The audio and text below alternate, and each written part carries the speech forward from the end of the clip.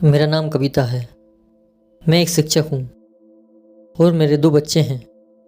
मेरे पति रेलवे में काम करते हैं। कुछ समय पहले मेरे पति का ट्रांसफ़र रतलाम से रतलाम के ही एक छोटे से शहर विक्रमगढ़ आलोट में हुआ था। मेरे पति को रेलवे द्वारा एक सरकारी क्वार्टर मिला हुआ था। मैंने अपने बच्चों का एडमिशन आलोट के सबसे अच्छे स्कूल में करा दिया था और मैंने घर के पास ही एक स्कूल ज्वाइन कर लिया था। अगली सुबह जब मैं स्कूल के लिए निकली तो मैंने रास्ते में देखा बहुत सारे बच्चे गेम्स खेल रहे थे। कुछ आगे चलने पर मुझे किसी बच्चे ने आवाज़ दी तो मैंने पीछे मुड़कर देखा। एक बच्चा मेरी ओर दौड़ता हुआ आया। आपका पर्स पीछे गिर गया था, उसने कहा। इस पर्स में मेरे कुछ ज़रूरी डॉक्यूमेंट और पैसे थे। मैंने बच्चे से उसका नाम पूछा। बच्चे ने उसका नाम रवि बताया। मैंने मुस्कुराते हुए बच्चे को धन्यवाद बोला और स्कूल की तरफ चल दिया। कुछ समय बाद मैं स्कूल पहुंची।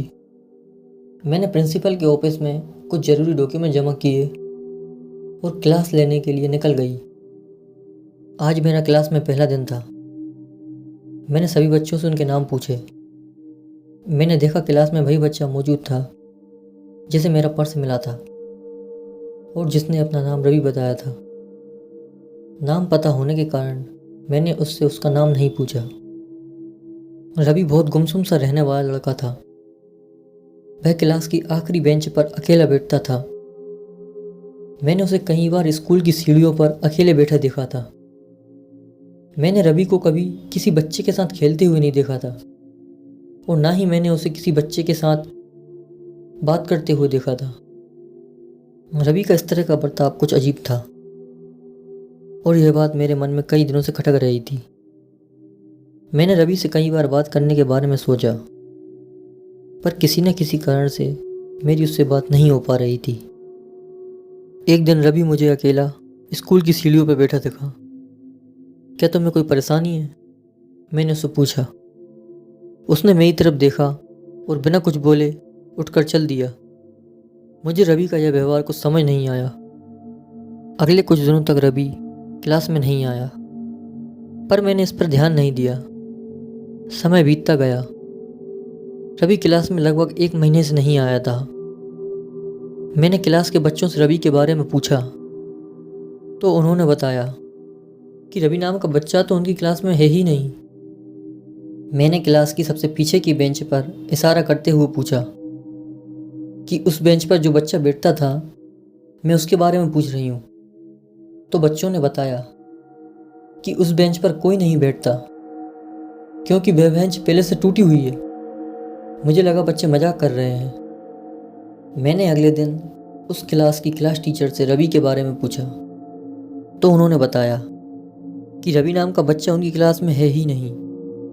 मुझे यकीन नहीं हुआ। मैंने उनका रजिस्टर चेक किया। वो सही बोल रही थी। रवि नाम का लड़का उनकी क्लास में था ही नहीं। मुझे कुछ समझ नहीं आया। एक दिन मैं स्कूल के ऑफिस में कुछ पुराने डॉक्यूमेंट देख रही थी। तभी कुछ डॉक्यूमेंट्स मेरे हाथों से ज़मीन पर गिर गए। जब मैं वह डॉक्यूमेंट उठा रही थी तो मेरी निगाह रवि के एडमिशन फॉर्म पर पड़ी जिसमें रवि का फ़ोटो लगा हुआ था। रवि का पूरा नाम रवि बलेजा था।